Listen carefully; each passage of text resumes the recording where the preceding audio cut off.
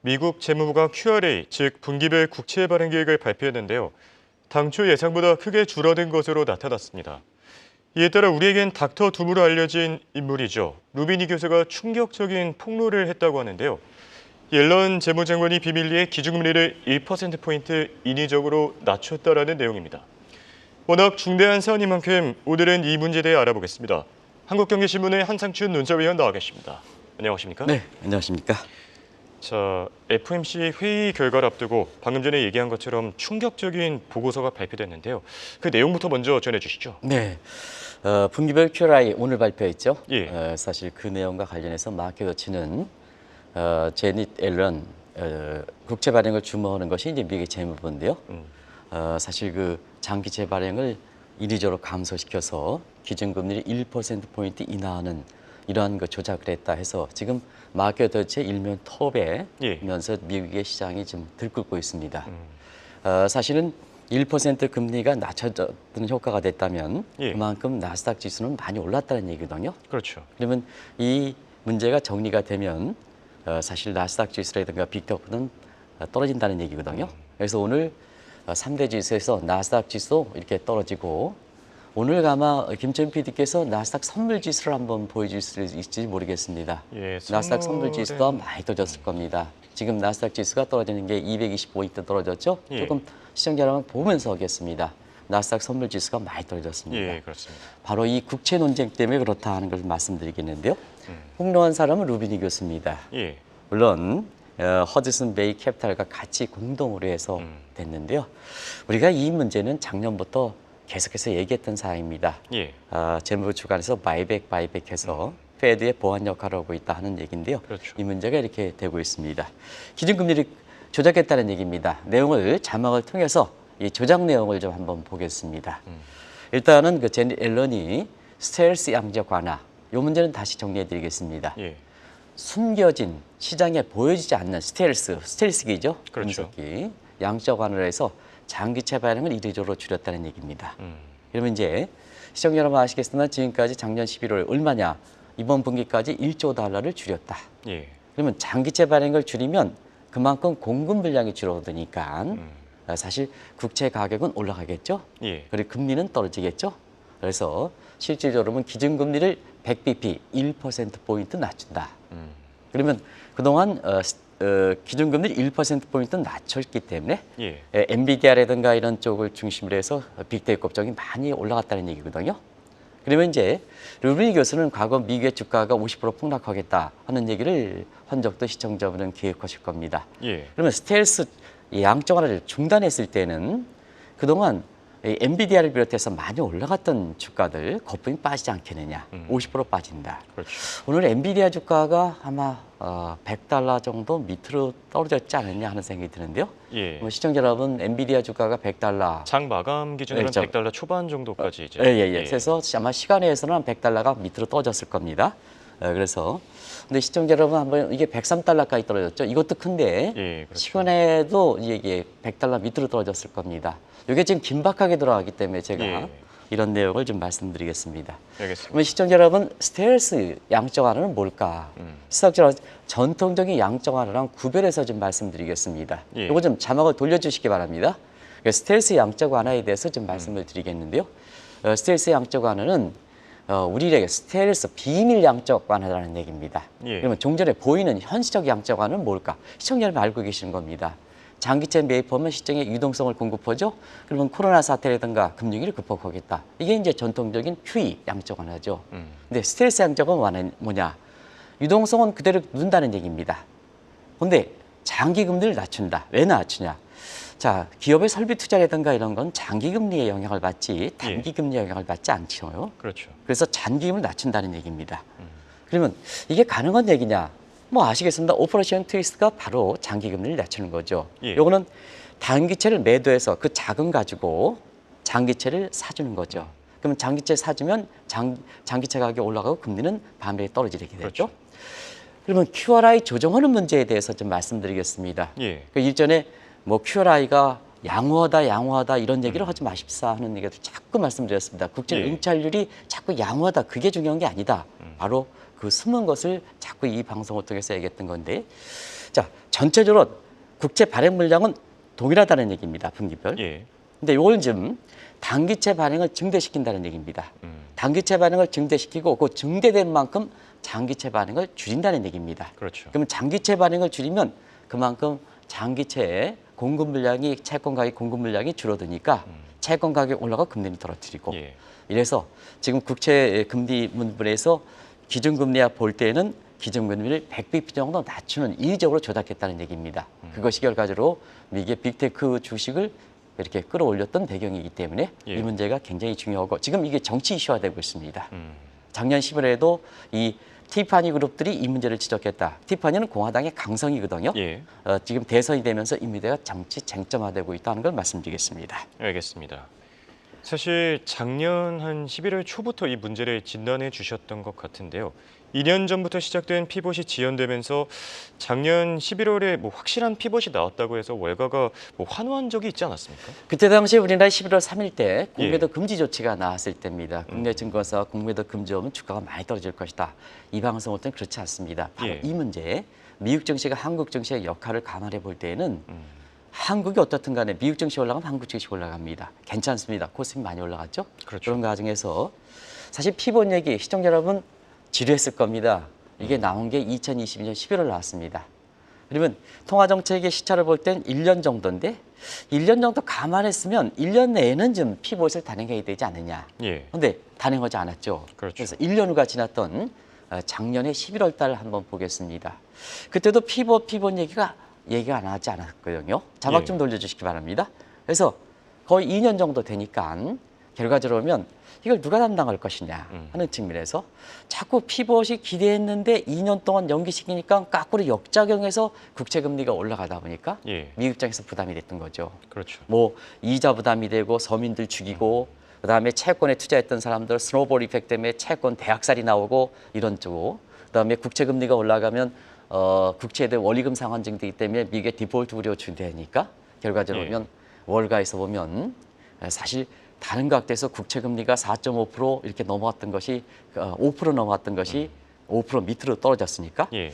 자 파월과 그다음에 이렇게 페드 입장에서는 자 매파 기조를 했는데 누가 이렇게 국채금리를 떨어뜨렸을까? 그게 사실 그때 월가 입장에서는 확실한 피봇이 나왔다 해가지고 빅테크 업종을 중심으로 해서 많이 올라갔고 그것이 우리나라의 공매도 금지 조치에서 국내 증권사 거의 100%가 우리 주가가 떨어진다 이렇게 했는데 우리 주가가 올라갔던 배경이거든요. 예. 그건 말씀을 드렸기 때문에 아마 기억이 나실 겁니다. 맞습니다. 맞습니다. 자, 이 얘기를 듣다 보니까 저도 이제 기억이 생생하게 나는 것 같은데요. 사실 파월과 페드 그동안 참 모호한 입장을 취해 왔었죠. 피벗과 관련해서요. 네네. 그런데 이 확실한 피벗이 나왔다면 이 누구에게서 나왔느냐 이 부분이 조금 이해가 되지 않는 것 같은데요. 자, 피봇은 정책 기조를 변경한 거다. 예. 정책 기조는 통화정책 변경 기조도 있고 재정정책 기조도 있습니다. 피벗이라는 단어가 자꾸 전문가들이라는 사람들에 의해서 통화정책을 전환시킨다. 그것도 예. 금리 인하 쪽으로 전환시킨다. 이렇게 되는데 그렇지 않습니다. 피벗은 원래는 이 피벗 용어는 피벗 투 아시아.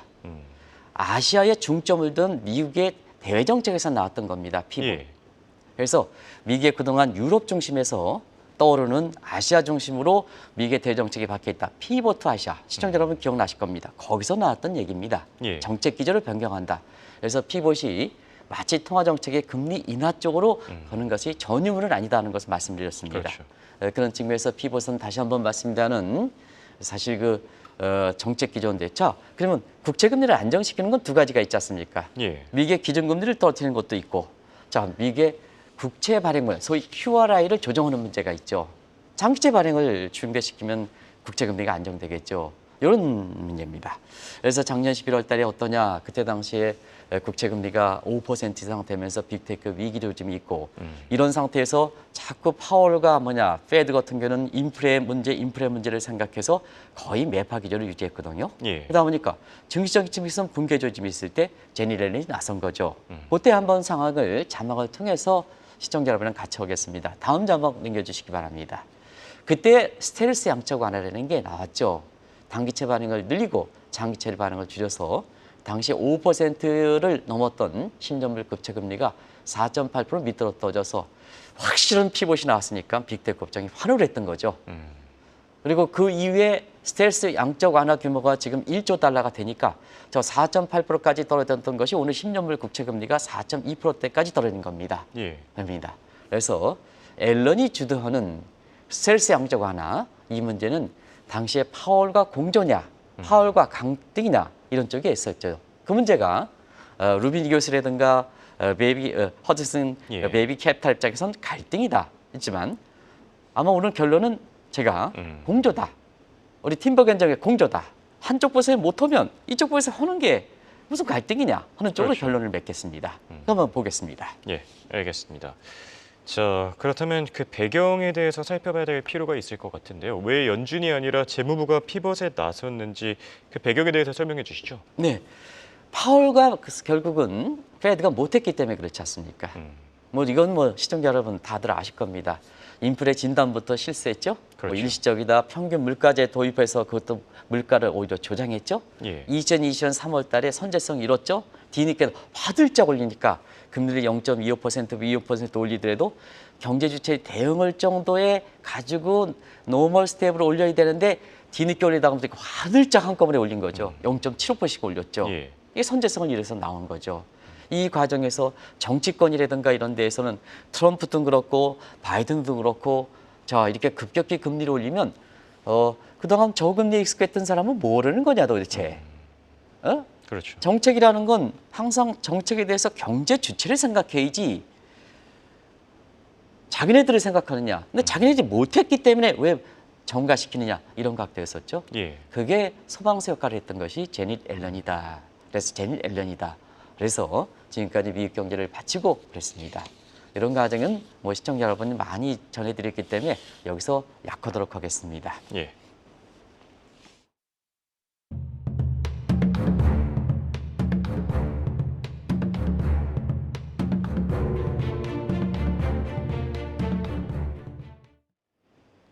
결국 피벗을 위해서 재무부 그리고 옐런 장관이 나섰는데요.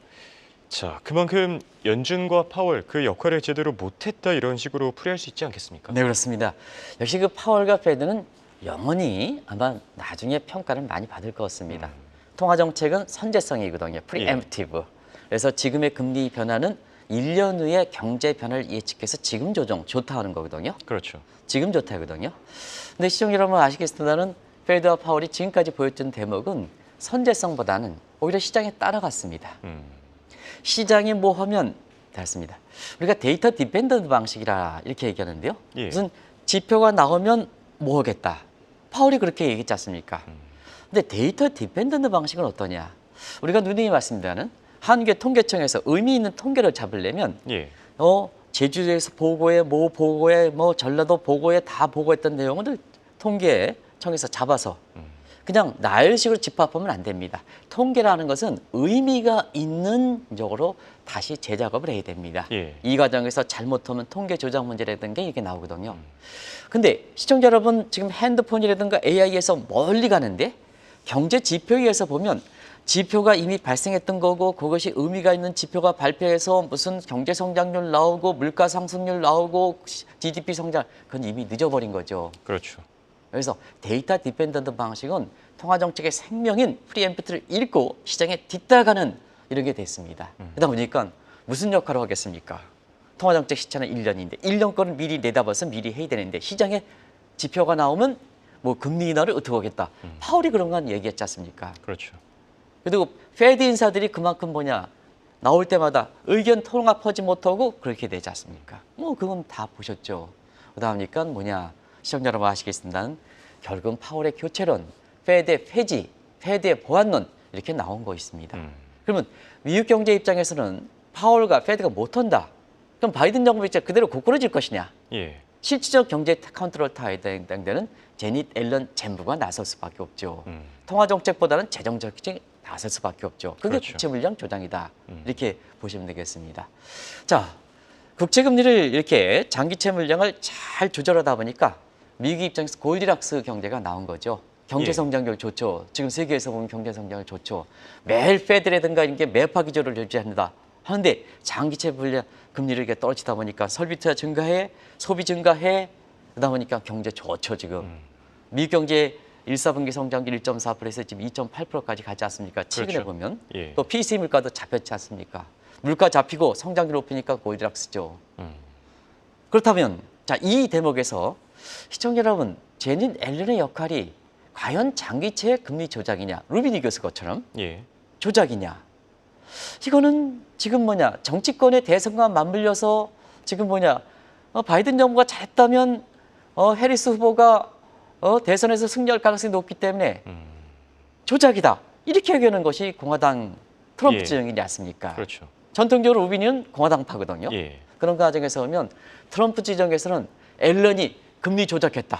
이것이 대선화 지역입니다. 마켓워치 일면 톱이 지금 준비가 되지 않고 있습니다는 톱에서 정치 쟁점화돼서 지금 의회까지 제닛 앨런을 붙여서 당신 뭐 하는 거냐? 정치가 쟁점화되고 있다는 얘기입니다. 이게 미국 정치 입장에서는 가장 중요한 사항이죠. 왜냐하면 예. 금리 변화에서 이 문제가 되니까 오늘 나스닥 선물에서 나스닥 현물 시장에서 220포인트 떨어지고 자 선물 시장에 더 많이 떨어지지 않습니까? 그렇죠. 이 문제가 굉장히 중요한 얘기다 하는 걸 말씀드리겠습니다. 알겠습니다. 자, 그리고 옐런의 스텔스 양적 완화, 뭐 정치의 쟁점화가 되고 있긴 하지만 그래도 긍정적인 평가들도 참 많거든요. 결국 페드 그리고 파월뿐만 아니라 미국 경제와 증시까지 살렸다라는 평가도 있지 않습니까? 네. 정치권에 있는 사람은 사실 정권을 잡는 것도 목적이지만 예. 궁극적으로는 한 가지 동일한 목적이 있습니다. 국민들을 살려야 됩니다. 경제 생활을 살려야 됩니다. 그렇죠. 그게 공화당의 트럼프가 되든 민주당의 지금의 재연입을 하든 똑같은 삶입니다. 우리나라도 야당도 그렇고 여당도 그렇고 정권을 잡는 게 목적이지만 한 가지 똑같은 건 있습니다. 국민의 경제 생활을 안정시켜야 됩니다. 예. 그런 과정에서는 제닛 앨런의 역할은 굉장히 훌륭했다 저는 평가합니다. 루비니 교수가 아무리 금리 조작, 그다음에 공화당에서 대선에서 자기의 후보를 등장해서 조작이다 그러지만 미국의 국민들 입장에서 보면 경제 상황을 안정시켜야 된다는 측면에서는 정말 잘된 작품이다 이렇게 평가해드리겠습니다. 그런 과정에서 한번 보겠습니다. 예. 시청자 여러분 아시겠으면 작년에 11월 초에 국채금리가 10년물 급지가 4.5% 돌파하니까 채권 투자 대학살 났죠. 자막을 그렇죠. 좀 늦게 돌려주시기 바랍니다. 그때 당시 한번 보면 자 채권 투자 대학살 났죠. 예. 채권 투자를 했는데 금리가 올라가다 보니까 스노볼 이펙트가 났죠. 그때 채권 투자 작용 단가이 나왔지 않습니까? 그거 그렇죠. 기억나시죠? 예. 그랬습니다. 미국 입장에서는 지금 오늘도 미국의 국가 채무가 위험 수위를 넘었다 하는 통계가 지금 나오고 있습니다는 이렇게 된 상태에서 국채 금리가 15% 돌파하니까 원리금 상환 부도 가능성이 나오는 거죠. 예. 신용불량자 속출하죠. 파산자 급증하죠. 상업용 부동산 떨어지죠. 어떻게 하겠습니까? 어떻게 하겠습니까? 이런 과정이죠. 그런 과정에서 사실상 만약 그 파월과 예. 그 제닛 앨런과 이런 측면에서 국채 금리를 안정시키는 역할은 사실상 그렇습니다. 자, 그러면 그때 당시에 이 논란이 있겠습니다. 기준금리를 계속 올린다. 인플레 잡기 위해서. 근데 그때 당시에 공급 측 인플레 있거든요. 예. 근데 기준금리 올리는 패드 입장에서 이렇게 정책은 그건 총수와 관련한 인플레 대책이거든요. 그렇죠. 이 대책 고잡하느냐.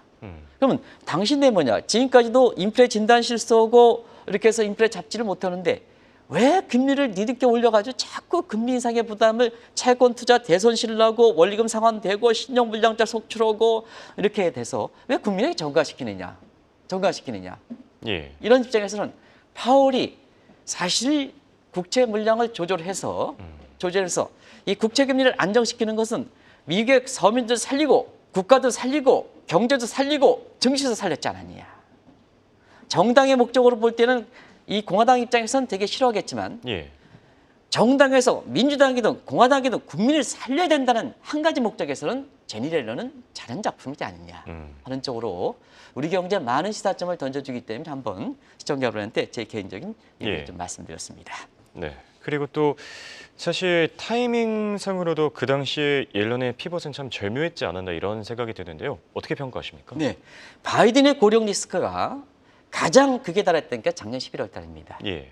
그때 시청자 여러분 자막이 이제 질문 7번에 대한 자막이 되겠습니다. 지금 홍 앵커가 질문을 7번 했기 때문에 7번에 대한 자막의 첫 자막을 좀 보여주시기 바랍니다. 예. 그때 왜 그러냐면 그때 이제 트럼프 퀴즈라든가 그 다음에 티파니 의원들이 이때 나왔죠. 바이든 후보가 고령이 될 때, 고령의 리스크가 최고됐을 때, 예. 자 대선에서 이건 다음 연도죠. 올해가 되겠죠. 이 트럼프의 대통령의 당선 가능성이 높다 하면서 이 문제에 대해서 바이든 정부의 경제 실책 문제에 대해서 국채금리에 대해서 강하게 드라이브 시켰지 않습니까? 그렇죠. 그래서 그때 당시에 오히려 바이든 정부의 이렇게 국채에 대해서 수요 파괴 현상이 나타났을 때 수요 파괴라는 것은 국채금리가 급등할 수밖에 없죠. 이걸 더 조장했던 거에 바로 트럼프 퀴즈라든가 그리고 티파니 의원들이다. 결과적으로 지금의 루비니 교수가 결국 금리를 조작했다. 공화당파다. 이게 쟁점화되는 것이 바로 작년 11월에 티파니 의원들이 국채 파괴를 조장했던 사건 맥을 같이 하지 않습니까? 예. 국채 수요 파괴했다는 건 수요가 없죠. 그러면 수요가 없으면 어떻게 됐습니까? 국채 공급 물량이 과다하게 되니까 공급 물량 투입돼 가격 떨어져 국채금리 급등해 5% 돌파.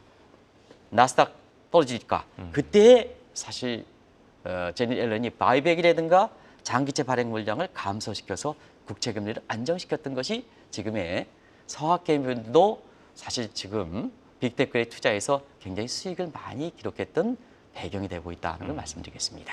알겠습니다. 자, 결론을 맺어 봐야 될 텐데요.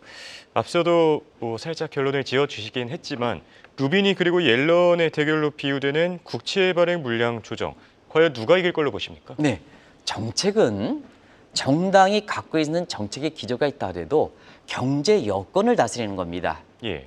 아무리 홍 앵커가 내가 이렇게 공약을 했더라도 정책 여건에서 국민이 보면 현실이 바뀔 때는 유연하게 해야 됩니다. 그런 측면에선 제닛 옐런이 주도하는 예일 거시경제 패러다임은 예. 굉장히 훌륭하다는 얘기입니다. 한번 보겠습니다. 앨런이 얘기하는 QRI, 국채 발행 물량이죠. 이 문제에서 목적은 뭐냐? 경기 부양, 고용 창출, 재정 건전합니다. 자, 그러면 코로나 사태, 전쟁 때 한번 보겠습니다. 이건 재정 지출을 많이 해죠. 빅 액트가 되죠. 그래서 빅 액트도 성장률이 이자율만 높으면 문제가 없다. 갚을 능력이 있다. 는 되죠. 이제 끝나가죠. 비상국면이 끝나갑니다. 그러면 바로 재정 건전화 쪽으로 간다는 얘기입니다. 재정은. 그러면 장기채 발행을 줄이는 게 어떻습니까? 장기채 발행은 금리가 떨어져서 경기도 부양하고 증시도 부양하고 장기채 발행 물량을 줄이니까 금리가 떨어지지 않습니까? 예. 그러면 재정의 건전화를 도모하죠. 원리금 상환 부담 줄어드니까. 기가 막힌 작품이죠. 그렇죠. 그렇죠. 그래서 지금 이러한 상태에서 자막이 좀 늦게 들어가고 있습니다. 결론을 맺겠습니다. 자, 지금 루비니와 앨런 이것이 루비니는 조작했다. 앨런은 예일 거시경제 평가에서 경제 유연한 정책을 했다 하는 측면에서 지금 공화당과 민주당 간에 지금 여론조사에서 트럼프와 해리스가 박빙이 되면서 이 정치 쟁점화되고 있지만 국민을 살린다는 공화당과 민주당의 공통적 목적으로 보면 제닛 앨런은 역시 예일 거시경제 패러다임은 긍정적 평가할 수 있다. 이렇게 보시면 됐습니다. 예. 그래서 루비니가 지금 이게 국채금리를 기준금리 1% 조작시켰다 해서 지금 정치 쟁점화하고 있지만 예. 루비니 교수는 또 한 번 창피를 당한다. 저는 결론을 그렇게 맺겠습니다. 알겠습니다. 네, 지금까지 도움 말씀의 한국경제신문의 한상추 논설위원이었습니다. 대단히 고맙습니다. 네, 고맙습니다.